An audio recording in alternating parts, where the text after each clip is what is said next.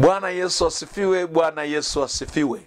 Ninakusalimu popote ulipo ndugu yangu kwa jina la Yesu. Neema ya Kristo iwe juu yako. Nikutakie baraka za Mungu wetu na heshima ya Mungu katika maisha yako. Karibu kuungana nasi katika kipindi chako pendwa cha Tunu za Maisha. Katika channel yako ya Bado Kuna Ushindi TV.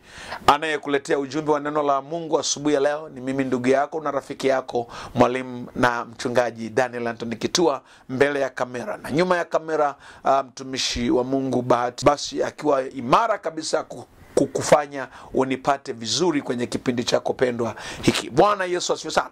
Kwa hiyo tulikuwa tunaendelea kujifundisha chakula cha aina ya kwanza. Chakula cha aina ya kwanza. Tumesema chakula cha aina ya kwanza ni chakula kilichotolewa madhabahuni. Haleluya. Chakula kilichotolewa madhabahuni. Na mstari tuliosimama nao ni ile wa Korinto wa kwanza sura ya 10 mstari wa 18 na ule mstari wa 20, kwamba vyakula vyovyote vinavyotolewa madhabahuni havitolewi kwa Mungu bali vinatolewa kwa mapepo au kwa mashetani. Haleluya. Sasa nikakupa mfano wa kile chakula kinachoitwa cha dua ya hakiki kinachofanywa na ndugu zetu upande wa Uislamu. Lakini nataka nikupe mfano mwingine. Kule Tabora ambako mimi nimekuwa, kuna ngoma ya mapepo fulani inaitwa maswezi, kuna ngoma nyingine inaitwa migao, kuna ngoma nyingine inaitwa mabisa. Haya ni mapepo yanampagaa mtu na anaweza kakaa wiki nzima yamempagaa tu. Wanapopagaa wanatembea kule Tabora, hata kwenye sherehe za vyama na kadhalika huwa wanaitwa hawa watu haya mapepo. Na unakuta lugha yao inabadilika, ukimwamkia anakutukana, anajibu kwa matusi. Lakini kwa kawaida katika hizo ngoma huwa wanakusanyana kwa ajili ya kufanya ibada zao za kuwaingiza wanachama wapya ama kuwaingiza kwenye kilinge. Kwa hiyo unakuta yule ambaye ni mwanachama mpya wanaweka aina fulani ya jukwaa nje, alafu wanafanya ngoma zao, wanakesha, wanacheza pale. Kwa hiyo yule mwanachama mpya anapanda akiwa ameshika mbuzi wake. Akifika pale mbuzi yule anamwekea mkono, alafu wanasema maneno yake. Akimaliza kusema ile maneno anashuka yule mbuzi, anashusha chini, alafu wanachukua aina fulani ya kimkuki, anachomwa hapa kama ni mbuzi kama ni ng'ombe, alafu kwenye mshipa mshipa mkubwa, alafu damu inatoka. Sasa yule mwanachama mpya anakaa, anaanza kusaka pale, ananyonya. Kuna wakati mwingine anaweza akanyonya mpaka unashangaa mbuzi ameanguka, anakufa. Alafu wakifika pale wanamchinja yule nyama. Wakati mwingine inaweza ikagaiwa kwa wenyeji wa eneo lile, ama wakapika na wakafanya vyakula wakafry kwamba tayari wameshapata mwanachama mpya.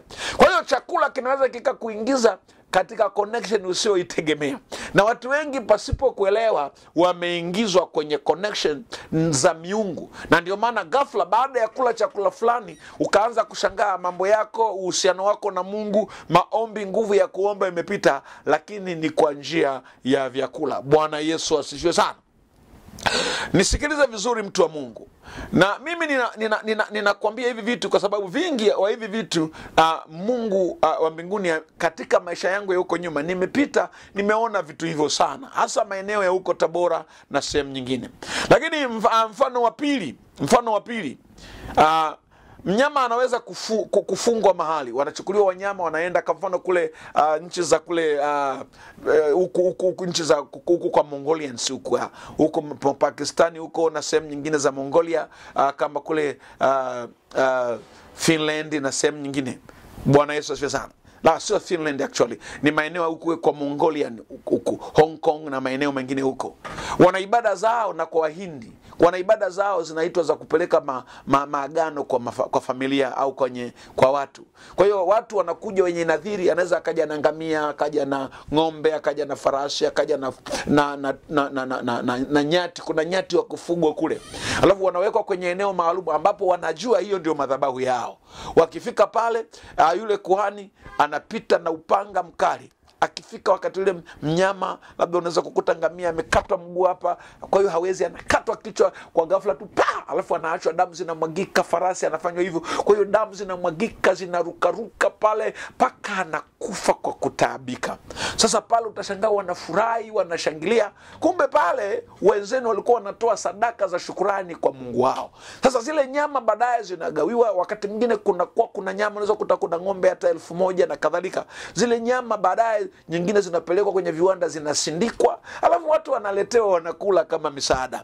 Kumbe kuna vitu vya muhimu sana vimefungwa pale katika hiyo siri, na watu wengi pasipo kujua tumeshiriki hizo ibada na tumeunganishwa kwenye hizo madhabahu pasipokuwa na uhakika. Ndio maana wana wa Israeli wakati wanakuja Kanani, walipokuwa wamekwenda kula, ukisoma vizuri kwenye maandiko yako utakuta walipokwenda wakajiunganisha na Wamoabi kwenye sherehe zao, Mungu alikasirika sana, akamwambia Musa, kila mmoja achukue upanga wake, kila aliyeenda auawe na atundikwe juu ya mtu, ili mimi Mungu niondoe hasira yangu.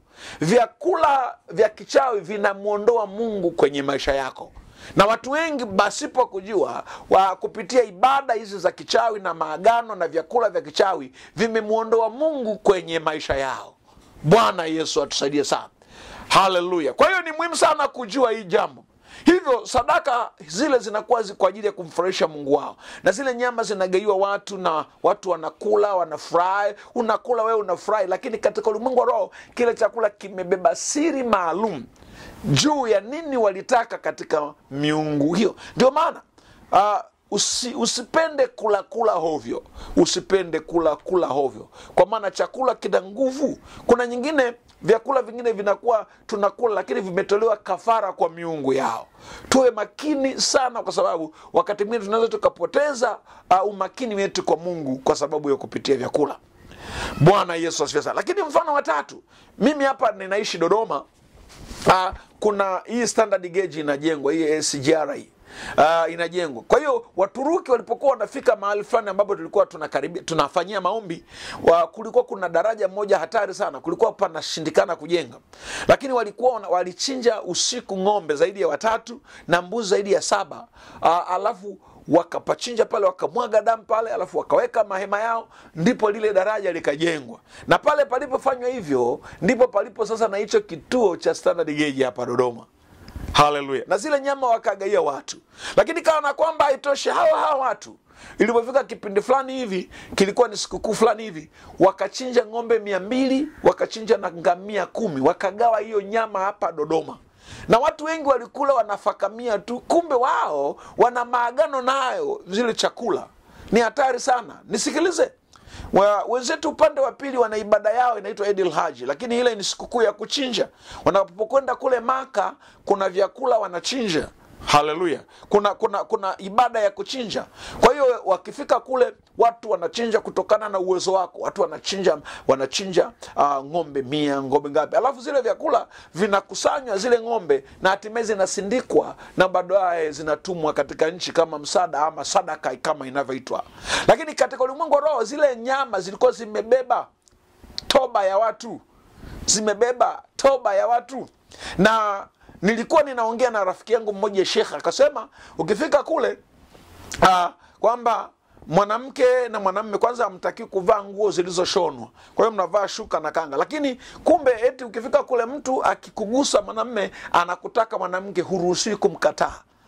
Kwa hiyo inabidi tu umkubali. Lakini mkishaenda kufanya tendo hilo la uzinzi, matokeo yake baada ya kutoka pale anatakiwa kama ni achinje ngamia 6 ama kondoo ama nini, sawa sawa na uwezo wake. Sasa nikajiuliza, sasa kama mtu ni tajiri, si anaweza akafanya mambo hayo na watu wa hovyo na wenye na wake za watu, na kwa sababu hairuhusiwi kukataliwa. Haleluya. Kwa hiyo ninaomba mtu wa Mungu uwe makini sana sana. Unaweza kukuta umekula chakula kumbe ilikuwa ni ngamia zilizokuwa zinalipa fidia kwa ajili ya uzinzi aliyofanya. Nashangaa ghafla maroho ya uzinzi yanakuvamia. Ni hatari sana. Ni Mungu atubariki sana. Haleluya. Haleluya. Lakini ni muhimu sana kujua, siku moja nilikuwa nimeenda Zanzibar. Pale mbele Zanzibar, pale mbele ya uso wa bahari Meri zinapoingilia, kuna majumba yako pale yalijengwa zamani wakati wa Mwarabu. Kuna moja linaitwa Bet Al-Ajaib, moja linaitwa Bet Al-Sahel, na kuna jumba lingine 5. Sasa yale majumba, nilipokwenda kwenye hiyo Bet Al-Ajaib, ni jumba ambalo lina nguzo 59. Zile nguzo, yule tour guide akawa ananiambia kila nguzo pale kilikatwa kichwa cha mtumwa ili kuweka msingi pale. Kwa hiyo ndio maana anasema vipo vitu vingi. Na tulipokwenda sisi tulikuwa tumeenda kwa ajili ya kufanya maombi. Mungu alituma kuombea nchi na kadhalika, tuliombea Zanzibar na kadhalika. Tulipoingia pale ndani, mapepo yalikuja yakawa yanatusemesha, mmefuata nini hapa? kwa nini mmekuja hapa? Haleluya. Tukamwambia tumemleta Kristo, tumeleta kuja kutangaza amani. Akasema hamkupaswa kuja, tutashughulika na nyinyi. Kwa hiyo tukawa siku hiyo tumeondoka pale Zanzibar mjini, mji Mkongwe, tukawa tumeenda sehemu moja inaitwa Paje. Tulipokwenda tumeenda huko Paje, tukawa tumekaribishwa kwa ndugu yetu mmoja, ni gorofa, haya magorofa ya kienyeji haya. Sasa pembeni kulikuwa kuna msikiti na kuna uwanja mkubwa sana. Sasa ndugu yangu yule alipoingia chooni akakutana na pepo. Nikamwambia, kwa nini nyinyi mna kiherehere mmekuja mpaka huku? Kwa nini mna kiherehere? Kwa hiyo jamaa akatoka anakuja ana hema. Akaniambia, rafiki yangu nimeona hiki. Tukawa tumelazwa sebuleni. Sasa usebule dirisha lake kule juu kunatazama kule uwanjani. Ilipofika kwenye saa 9 saa 8 hivi tukawa tunaambiwa na Roho Mtakatifu, angalia nje. Tukakuta kuna kundi la kama vitoto vimbilikimo kama vinafanya ibada fulani hivi, lakini kumbe yalikuwa ni mapepo yameshikamana kwa ajili ya kuja kupambana na sisi.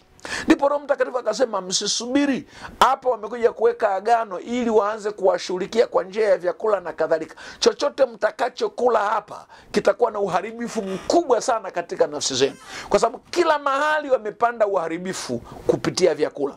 Kwa hiyo tukaondoka saa 11 gari ya kwanza kutoka kule Paje kwenda Zanzibar. Ni kama kilomita 80 hivi.